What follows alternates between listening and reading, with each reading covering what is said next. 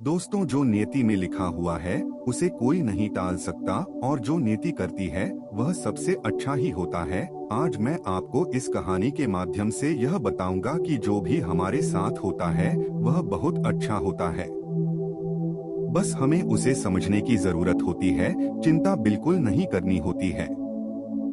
प्राचीन समय की बात है, एक बार मृत्यु के देवता यमराज ने अपने एक दूत को धरती पर किसी के प्राण लेने के लिए भेजा, क्योंकि धरती पर एक स्त्री मर गई थी और उसी की आत्मा को लाना था। यमराज की आज्ञा पाकर वह यमदूत उस स्त्री के घर पहुंच जाता है, लेकिन जब वह यमदूत वहां पर पहुंचता है तो वहां का नजारा देखकर हास्यचकित रह जाता है। वह वहां पर ऐसा कुछ देखता है जिसे देखने के बाद उसकी आंखों से आंसू बहने लगते हैं। वहां पर वह देखता है कि एक स्त्री जो मरी हुई है और उसके 3 जुड़वा बेटियां हैं और तीनों की तीनों बेटियां बहुत छोटी, जो बिलक बिलक कर रो रही है। तीनों में से उसकी जो सबसे छोटी बेटी वो अभी भी उसके स्तरों से लगी हुई थी और उसके आंखों से आंसुओं की धारा लगातार बह रही थी और एक रो रही थी, वह एक रो रो कर सो गई थी। उनके परिवार में उनकी मां के अलावा उनका कोई नहीं था, क्योंकि उसके पिताजी तो वो पहले ही मर चुके थे और अब उनकी मां भी मर चुकी थी। यह सब देखकर उसे देवदूत को यह समझ नहीं आया कि अब वह क्या करे। अगर वो इस तरीके प्राण हर कर ले जाए तो इन नन्ही बच्चियों का ध्यान कौन रखेगा, और अगर वह नहीं लेकर जाएगा तो यमराज उसे दंड देगा। लेकिन उससे उन बच्चों का दुख देखा नहीं गया, इसीलिए वह स्त्री के प्राणों को बिना लिए ही खाली हाथ यमराज के पास पहुंच जाता है और वहां पहुंचकर उसने यमराज को बोला कि मैं उस स्त्री की आत्मा को लेकर नहीं आ सका, आप मुझे क्षमा कीजिए। उसे यमदूत की बात सुनकर यमराज को बहुत ज्यादा क्रोध आया, तो देवदूत ने कहा कि महाराज, शायद आपको वहां की स्थिति का पता नहीं है। अगर आप मेरी जगह होते तो शायद आप भी यही करते। उस स्त्री के 3 छोटी छोटी जुड़वा बेटियां हैं और वो तीनों ही बिलक कर रो रही थी और उनमें से एक बच्ची तो अभी भी उस स्त्री के स्तरों से चिपकी हुई थी। आप ही बताइए महाराज, मैं ऐसी स्थिति में उसे स्त्री के प्राणों को कैसे लेकर आता, और उनके परिवार में उन्हें संभालने के लिए उनकी मां के अलावा कोई भी नहीं है। उन बच्चियों के इसी दुर्दशा को देखकर मेरा तो हृदय ही पिघल गया। आखिर में उसके प्राण कैसे लेकर आता, अन्यथा महाराज वो बच्चियों अनाथ हो जाएगी। उनकी देखभाल कौन करेगा महाराज? क्या ऐसा नहीं हो सकता कि हम उसे स्त्री को थोड़ा वक्त दे दे, जिनसे उन बच्चों का पालन पोषण हो जाए और वह अनाथ होने से बच जाए। यह सुनकर यमराज को बहुत हंसी आई और वह जोर जोर से हंसने लगा और देवदूत से बोला कि तुम ज्यादा समझदार हो गए हो, शायद लगता है तुम उसे परमात्मा से बड़े हो, जिसकी मर्जी से जीवन मिलता है और जिसकी मर्जी से मृत्यु मिलती है। अच्छा चलो, तुम मुझे यह बताओ कि तुम क्या मुझे यह आश्वासन दे सकते हो कि अगर मैं उस स्त्री के प्राणों को छोड़ दूं तो क्या उसके सारे दुख समाप्त हो जाएंगे? यह सुनकर वो देवदूत बोला कि हाँ महाराज, जब आप उस स्त्री के प्राणों को छोड़ देंगे तो वह जीवित हो जाएगी और उन बच्चियों का अच्छे से लालन पोषण करेगी, फिर उनकी जिंदगी में कभी भी दुख नहीं आएंगे। यह सुनकर यमराज फिर से हंसने लगे और देवदूत से कहते हैं कि तुमने उसे स्त्री के प्राणों को न लाकर बहुत बड़ा पाप किया है और इसकी सजा तुम्हें अवश्य मिलेगी, और तुम्हारी सजा यह है कि तुम पृथ्वी पर फेंक दिए जाओ और तब तक वापस नहीं आओगे जब तक तुम अपनी मूर्खता पर 3 बार हंस नहीं लेते हो। देवदूत इस बात को सुनकर आश्चर्यचकित हो जाता है, लेकिन फिर देवदूत यमराज की बात को स्वीकार कर लेता है और वो खुश भी हो जाता है, क्योंकि उसे अपने आप पर पूरा भरोसा था कि वह सही है और उसने कोई मूर्खता नहीं की है। फिर वो 3 बार अपनी मूर्खता पर क्यों हंसेगा, और जब उसने कोई गलती की ही नहीं है तो फिर वो अपनी मूर्खता पर हंसेगा क्यों? इसके बाद में यमराज उसे यमदूत को धरती पर फेंक देते हैं। उस समय कड़ाके की ठंड पड़ रही थी, ऐसी सर्दी थी कि हाल बेहाल हो जाए। यमराज उस यमदूत को नग्न धड़क ऐसे धरती पर फेंक देते हैं, उसके शरीर पर एक भी कपड़ा नहीं रहता है। धरती पर देवदूत एक सड़क के किनारे नग्न अवस्था में पड़ा था। फिर उसी समय एक मोची वहां से गुजरा। वह कुछ पैसों की व्यवस्था करके ठंड के मौसम में अपने बच्चों के लिए गर्म कपड़े और कंबल लेने के लिए बाजार में जा रहा था। तभी रास्ते में उसने देखा कि एक नग्न व्यक्ति ठंड से कांप रहा है, तो उसे उस व्यक्ति पर दया आ गई और उसने अपने परिवार के लिए गर्म कपड़े व कंबल लेने की बजाय नग्न देवदूत के लिए कपड़े व कंबल खरीद लिए। कपड़े और कंबल खरीद कर वो मोची उसे नग्न देवदूत के पास पहुंचा और उस मोची ने उस देवदूत से कहा कि यह कपड़े और कंबल लो, इन कपड़ों को पहन लो और कंबल को ओढ़ लो, नहीं तो तुम्हारा ठंड में हाल बेहाल हो जाएगा। उस मोची की यह बात सुनकर देवदूत उससे कहता है कि भाई, मेरा कोई घर परिवार नहीं है और ना ही मेरी कोई रहने की व्यवस्था है, इस भयानक ठंड में क्या ही करूँगा। यह सुनकर मोची ने यमदूत से कहा कि भाई, तुम चिंता मत करो, तुम मेरे साथ मेरे घर पर रह सकते हो, लेकिन मेरी एक बात हमेशा ध्यान रखना। मैं अपने बच्चों और पत्नी के कपड़ों के लिए जो पैसे लाया था उससे मैंने तुम्हारे लिए कंबल और कपड़े खरीद लिए हैं और अब मैं तुम्हें घर पर भी लेकर जा रहा हूँ, इसीलिए मेरी पत्नी यह सब देखकर बहुत ही गुस्सा करेगी और शायद भला बुरा भी कहेगी, लेकिन तुम परेशान मत होना, कुछ दिनों में सब ठीक हो जाएगा। फिर वह देवदूत को लेकर अपने घर पहुंच जाता है। लेकिन एक बात ध्यान देने योग्य है कि ना तो उसे कोई पता था कि वह जिसको अपने घर लेकर आया है वह एक देवदूत है, और ना ही मोची की पत्नी को पता था कि उनके घर पर जो आया है वो देवदूत है और उसे देवदूत को आते ही उनके घर में खुशियों की बाढ़ आ जाएगी। जैसे ही मोची देवदूत को लेकर अपने घर पहुंचा तो उसकी पत्नी ने मोची से कहा कि आप ये किसे लेकर आए हैं और कपड़े लेकर क्यों नहीं आए, आप तो घर से बच्चों के लिए गर्म कपड़े लेने के लिए निकले थे।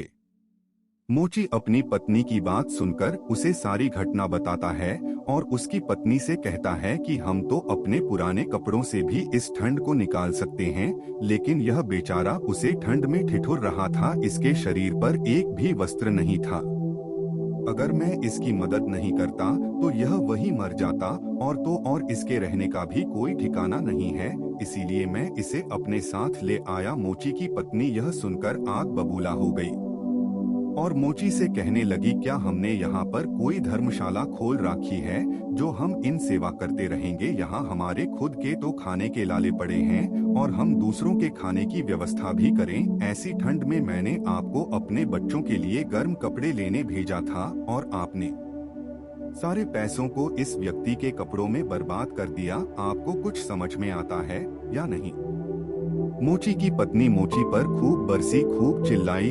उसने मोची को खूब भला बुरा कहा। देवदूत सारी घटना बड़े ध्यान से देख रहा था और देवदूत को आज पहली बार अपनी मूर्खता पर हंसी आई। मोची ने देवदूत को हंसते हुए देखा तो उससे पूछा कि क्या हुआ भाई, तुम हंस क्यों रहे हो? मोची की बात सुनकर देवदूत ने उससे कहा कि जब मैं 3 बार हंस लूंगा तो मैं तुम्हें अपनी हंसी का कारण बताऊंगा, लेकिन अभी मैं तुम्हें कुछ भी नहीं बता सकता, क्योंकि उस देवदूत लगा कि मोची की पत्नी यह देख नहीं पा रही है कि घर में जिसके आने से घर के हजारों खुशियों के द्वार खुल जाएंगे। लेकिन उसकी पत्नी की भी गलती नहीं है, क्योंकि मनुष्य कितनी दूर तक देख सकता है, वो तो बस इतना ही देख पा रही थी कि बच्चों के कपड़े और कंबल चले गए जो खो गया। उसे वो तो देख पा रही थी, लेकिन जो उसे मिला है वो उसे नहीं देख पा रही थी। तो देवदूत उसकी मूर्खता पर हंसने लगा कि उनके घर में खुशियां खुद चलकर आई है और ये अभी भी कपड़ों और कंबलों के लिए रोना रो रही है। वो उसका रोना रो रही है जो बीत चुका। इस संसार में सभी मनुष्य के साथ ऐसा ही होता है कि जो चीज बीत गई या जो चीज चली गई वह उसका रोना रोते रहते हैं, लेकिन जो चीज आने वाली है वो उसकी खुशी को देख नहीं पाते हैं। जो बीत गया उसे हम कभी वापस नहीं ला सकते, लेकिन हम अपने आने वाले दिनों में खुशियां अवश्य ला सकते हैं। बीती हुए कल की बातों को लेकर बैठे रहोगे तो कुछ भी हासिल नहीं होगा, सिर्फ दुख के सिवा। और अगर आप अपने आज में काम करोगे तो आने वाले दिनों में आपके पास खुशियां ही खुशियां होगी। जो बीत गया उसे जाने दो, जो आने वाला है उसका स्वागत करो। लेकिन उस मोची की पत्नी जो बीत गया उसी के लिए दुखी हो रही थी, लेकिन जो उनके पास खुशियां चलकर आ रही थी वो उन्हें देख नहीं पा रही थी। लेकिन वो तो देवदूत था, इसीलिए उसने सिर्फ 10 दिनों में ही मोची का सारा काम सीख लिया और फिर वो जूते बनाने लगा। देखते ही देखते कुछ ही दिनों में उसके जूते खूब बिकने लगे और उसे मोची के घर की पूरी काया पलट हो गई। अब उसके घर में पैसों की कोई कमी नहीं थी और कुछ महीना में वह इतना अमीर हो गया कि वो राजा महाराजाओं की तरह रहने लगा। उस देवदूत के द्वारा बनाए गए जूते इतने बिके कि पूरे साल में आसपास के सभी राज्यों में यह बात फैल गई कि उस मोची के यहाँ बहुत ही अच्छे जूते बनाए जाते हैं और उसके जैसा जूता कोई नहीं बना सकता। आसपास के जितने भी राज्य थे, उन राज्य के राजाओं के जूते उस मोची के पास बनने के लिए आने लगे। मोची के घर में तो धन की बारिश हो रही थी, सब कुछ बहुत ही अच्छा चल रहा था। फिर एक दिन पास के राज्य में से सम्राट का एक आदमी आया और मोची से बोला कि यह चमड़ा बहुत ही कीमती है और आसानी से नहीं मिलता, इसीलिए सम्राट के जूते बनाने में कोई गलती नहीं होनी चाहिए। और जूते की कलाकृति को बताकर बोला कि ठीक इसी प्रकार के जूते बनाना, और यह भी बोला कि ध्यान रखना जूते बनाने हैं, चप्पल मत बना देना। क्योंकि उस राज्य में ऐसी प्रथा थी कि जब भी कोई व्यक्ति मर जाता है तो उसे चमड़े की चप्पल पहनाकर चिता पर लिटाया जाता है। उसे व्यक्ति के जाने के बाद मोची ने देवदूत से कहा कि चमड़े की चप्पल नहीं, जूते बनाने हैं, यह सम्राट का स्पष्ट आदेश है और इसी बात का ध्यान रखना है कि चमड़ा सिर्फ उतना ही है जितने में जूते बनाए जा सकते हैं। इसीलिए कोई गलती मत करना वरना हम बड़ी मुसीबत में फंस सकते हैं। और देवदूत ने उस चमड़े की चप्पल ही बनाई और जब मोची ने यह देखा कि जूते की जगह चप्पल बनाई है तो वो आग बबूला हो गया और गुस्से में इतना पागल हो गया कि डंडा लेकर देवदूत को बहुत मारा और कहा कि मैंने तुम्हें बार बार समझाया था कि जूते बनाने हैं, लेकिन तुमने चप्पल बना दी। अब सम्राट हमें नहीं छोड़ेगा, तुम तो मरोगे, जो मरोगे मुझे और मेरे परिवार को भी फांसी लगवाओगे। इतना सुनते ही वो देवदूत जोर जोर से हंसने लगा और उसी समय पीछे से दौड़ता हुआ हांफता हुआ उस सम्राट का आदमी आया और बोला कि भाई जूते मत बनाना, चप्पल बनाना, क्योंकि सम्राट की मौत हो चुकी है। इतना सुनते ही मोची के हाथ से डंडा छूटकर जमीन पर जा गिरा और उसने देवदूत के पैर पकड़ लिए और उसे कहा कि भाई मुझे माफ कर दो, मैंने तुम्हारे ऊपर आज हाथ उठा लिया, मेरे से बहुत ही बड़ी भूल हो गई। यह सुनकर देवदूत ने कहा कि कोई बात नहीं, मैं तो यहाँ पर अपनी सजा भुगत रहा हूँ और मैंने तुमको इतना मारा, उसके बाद भी तुम हंस क्यों रहे हो? फिर देवदूत ने उस मोची से कहा कि जब मैं 3 बार हंस लूंगा तब मैं तुम्हें अपना सब कुछ बता दूंगा, अभी मैं कुछ नहीं बता सकता। इस संसार में मनुष्य उन्हीं चीजों के पीछे भागता है जिसकी उसे जरूरत ही नहीं है। भविष्य अज्ञात है, उसे कोई नहीं जान सकता कि आगे क्या होने वाला है, उसे सिर्फ और सिर्फ परमात्मा जान सकते हैं कि आगे क्या होने वाला है। जबकि मनुष्य अपने अतीत के अनुभव के अनुसार निर्णय लेता है और सोचता है कि पिछली बार मेरे साथ ऐसा हुआ था तो अब की बार भी मेरे साथ ऐसा ही होगा, जबकि आगे क्या होगा किसी को कोई पता नहीं। सम्राट जिंदा था तो उसे जूते चाहिए थे और अब वो मर गया तो उसे चप्पल चाहिए। भविष्य में मेरा जीवन ऐसा होगा वैसा होगा, और जो हम भविष्य को लेकर सोचते हैं वो बिल्कुल व्यर्थ होता है। हम सोचते हैं कि ये घटेगा लेकिन वो कभी नहीं घटता, क्योंकि कुछ और ही घटना तय होता है। हमारी नियति भी हमसे ऊपर चलती है, लेकिन हम बेवजह ही हल्ला मचाकर रखते हैं। चाहिए चप्पल लेकिन जूते बनवाते हैं। मरने का समय नजदीक आ रहा है, लेकिन हम जिंदगी को और जीने की कामना करते हैं और इच्छाएं अपने मन में पाल रहे हैं। बुढ़ापे में जवानी के शौक पूरा करने की कोशिश करते हैं। फिर उस देवदूत को अपनी मूर्खता पर दूसरी बार हंसी आई और उसने सोचा कि मुझे क्या पता कि उन लड़कियों का भविष्य कैसा होगा, और मैं फालतू में ही महाराज से बहसबाजी कर आया और बेवजह बीच में पड़ गया। और यही सोचकर उसे अपनी मूर्खता पर फिर से हंसी आ गई। ऐसे ही दिन निकलते गए और कुछ वर्षों के बाद एक और घटना घटित हुई। देवदूत मोची की दुकान पर बैठकर जूते बना रहा था, तभी वहां पर 3 जवान लड़कियां आई और उनके साथ एक बुजुर्ग औरत भी आई। उन तीनों लड़कियों की शादी होने वाली थी, इसीलिए वो अपनी जूतियां की नाप देने आई थी। जब देवदूत ने उन तीनों लड़कियों को आता देखा तो वो उन्हें देखकर ही पहचान गया कि ये तो वही लड़कियां हैं जिन्हें वो मृत माँ के पास छोड़कर आया था। और इन्हीं के कारण वो आज इस संसार में सजा भुगत रहा है। जब देवदूत ने उन लड़कियों के हालात देखे तो उनके हालत देखकर लगा कि ये तो किसी बड़े घराने की लड़कियां हैं और वो तीनों लड़कियां बहुत ही सुंदर लग रही थी। फिर देवदूत उन लड़कियों से पूछा कि तुम्हारे साथ यह बूढ़ी औरत कौन है। तभी बूढ़ी औरत बोली, यह मेरे पड़ोसन की लड़कियां हैं। बचपन में इनकी माँ मर गई थी और यह बेचारी बहुत गरीब थी। इनके पास खाने को भी कुछ नहीं था। इसकी माँ के पास तो इनको पिलाने के लिए दूध भी नहीं था। इनकी माँ तो इन्हें दूध पिलाती पिलाती मर गई थी और मेरे कोई औलाद नहीं थी, इसीलिए मैंने इन तीनों को अपनी औलाद की तरह पाला और अब इनका विवाह बड़े राजा के घर होने वाला है। देवदूत उस बूढ़ी औरत की यह बात सुनकर पूछने लगा कि आज इनकी माँ जिंदा होती तो यह तीनों बच्चियों भयानक गरीबी और भुखमरी में पली बड़ी होती और इनका विवाह भी बड़े घराने में कभी नहीं होता और न ही इस बूढ़ी औरत की सारी संपत्ति उनके नसीब में कभी नहीं होती। इस बूढ़ी औरत की तो कोई औलाद नहीं है, तो इसकी सारी संपत्ति की मालिक भी ये तीनों लड़कियां ही है। और फिर वो देवदूत अपनी मूर्खता पर तीसरी बार हंसा। देवदूत ने उन लड़कियों के लिए अब तक की सबसे सुंदर जूतियां बनाई और मोची के आने पर उसे सारी बात बताई और मोची से कहा, यह तीनों कारण थे मेरे हंसने के। अब तक मुझे मेरी गलती की सजा मिल रही थी। अब मैं समझ गया कि नीति सबसे बड़ी है। यह जो भी करती है वह बहुत अच्छा करती है, लेकिन हम उतना ही देख पाते हैं जितना हम देख सकते हैं। जो हम नहीं देख सकते वह बहुत ही बड़ा और विशाल है और जो हम देखते हैं वह स्पष्ट रूप से नहीं होता है। हम उस बात का अंदाजा कभी नहीं लगा सकते कि आगे क्या होने वाला है। इसके बाद में देवदूत मोची से कहता है कि मेरी सजा पूरी हो चुकी है, इसीलिए अब मैं यहाँ से अपने लोक में जा रहा हूँ।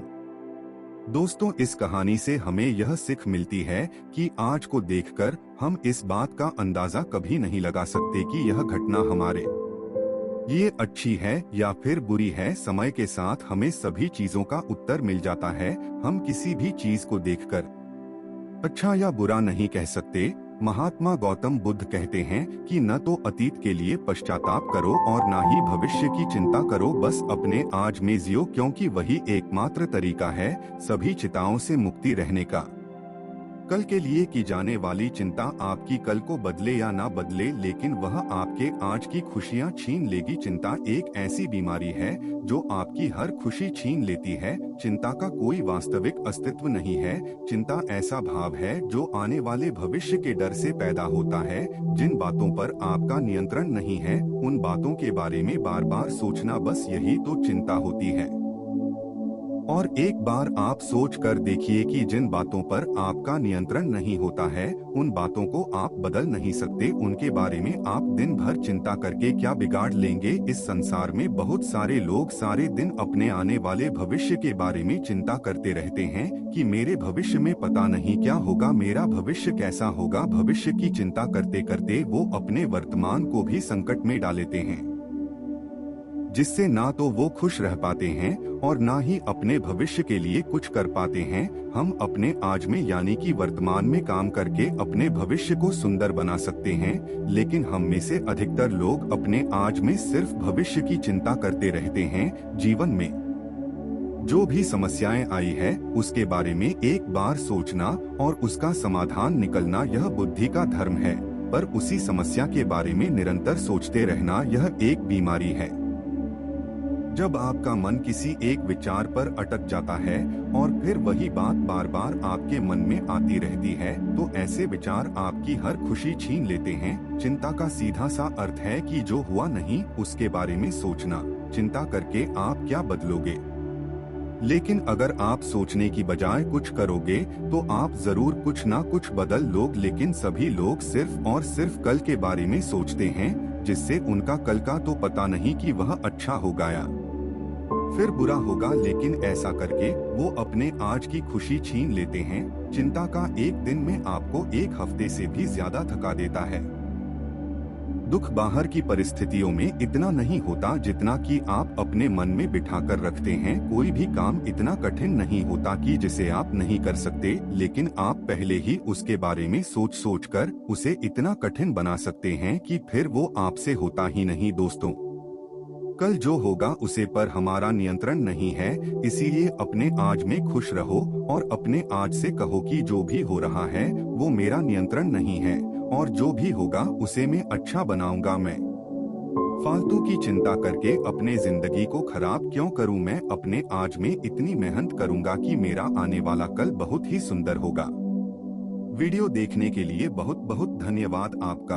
अगर आपने अभी तक इस चैनल को सब्सक्राइब नहीं किया है तो जल्दी से चैनल को सब्सक्राइब कर ले। आशा करता हूँ कि आपने इस वीडियो से कुछ तो सीखा है।